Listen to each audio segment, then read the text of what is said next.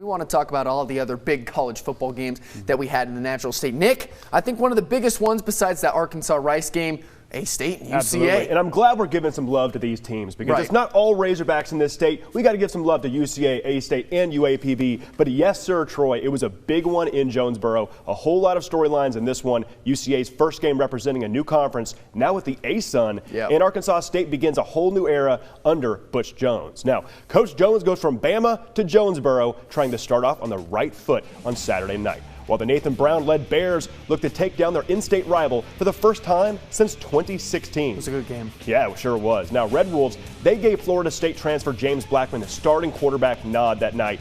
And in the first, they were looking pretty good while they were at it. Now, hey, whole new roster for A-State. How about some rockin' dudes right there? A big play out of the linebacker from A-State. Now, Braylon Smith on the play-action pass, chunking it deep. That's Christian Richmond, a 66-yard catch and run score. Bears take a 7-0 lead. But you got to believe that A-State is trying to punch right back. Blackman showing off his arm, Hunt showing off those hands. The TCU transfer makes the grab. Fast forward, UCA led 7-6 at the halftime break, but not the same in the third. Alan Lamar punches it in from 2 yards out. A-State takes a 13-7 lead. Lane Hatcher, the Pulaski Academy product, now behind center, and he unloads for a big one, a 34-yard snag and score by Corey Rucker. A momentum swing for A-State, but UCA does punch back. Smith finds Lawan Winningham, a 7-yard touchdown score, 2014 after 3. But the home team keeps on rolling. It's Hatcher to Rucker again, an 8-yard touchdown.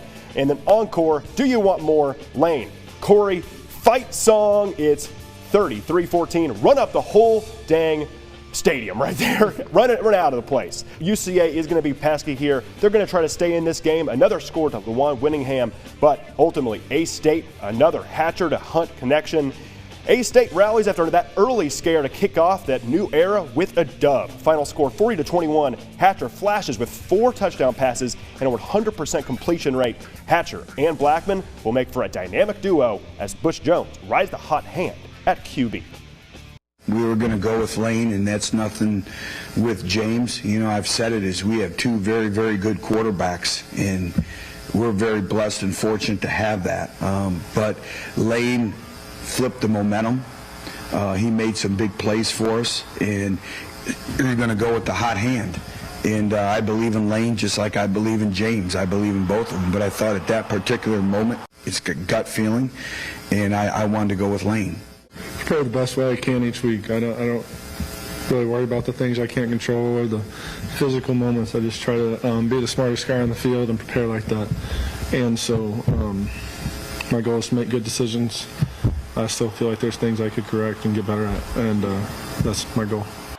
The former Bruin really showing out that night, Troy. But look, what's most impressive, 40 points on UCA with Butch Jones' first game. He's a defensive-minded guy. Looks like that offense has a lot of potential to put us in firework games. You know, it's kind of crazy because I never thought Butch Jones would be a 2-quarterback system type of guy. I thought that went out the door when Blake Anderson went out the door too. But hey, here we are. A-State still 2-quarterback I'll tell you what, team. It looks like Blackman was the guy. But hey, when Patrick comes in, 4 touchdowns, 100% completion rate, 12 for 12. Yeah, That's a good way to start off the season. Yeah. He made a statement game for himself right there. But a UCA A-State is not all we got to worry about these guys. Yeah, absolutely. Last and certainly not least, the Pine Bluff Golden Lions, like Nick just said, fresh off a SWAC championship run from earlier this year. I'm talking 2021. They opened up their season with a 34-16 win over the Lane Dragons. Quarterback Skylar Perry had 189 passing yards, 1 touchdown, and he also led the team in rushing yards with 79.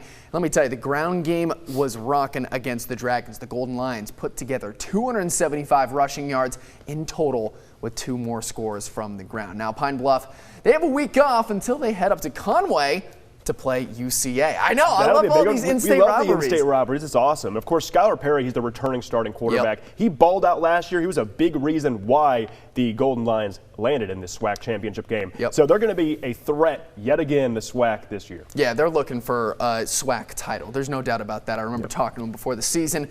They're hungry and they're ready, even though they didn't get that much rest. But hey, that's all the college football we're going to be talking about right now. When we come back, we're recapping the biggest high school football games from week 1. Nick was at this game.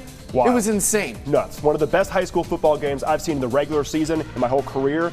It was nuts. And again, 3 Razorback commits. You got to stay around. We'll be back. You're watching watching Final Score on Fox 16.